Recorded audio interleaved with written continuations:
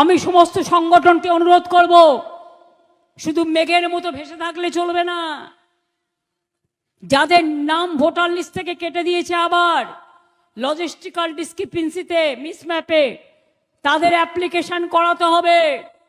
যা তা অ্যাপ্লিকেশন করলে হবে না, ফরম্যাটটা জেনে নিতে হবে এবং করে অনলাইনে জমা করতে হবে। জমা করে সেটা পার্টিকে জানাতে হবে। আমরা লয়ার দেবো, সাধারণ মানুষকে লয়ার দিতে হবে না, আপনারা খরচা করতে যাবেন না, আমরা আপনাদের পাশে আছি।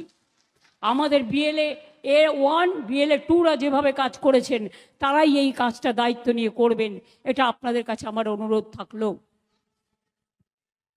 আর আমি সেই কর্মীকে ভালোবাসি যে নেতা নয়, নেতাগিরি না করে মানুষের মাটির পায়ে বসে থাকে, মানুষের সাথে মানুষের দুঃখে সুখে কাজ করে, তাদের আমি বিশ্বাস করি। তারা আমার সম্পদ, তাদের হাতে দায়িত্ব দিয়ে গেলাম।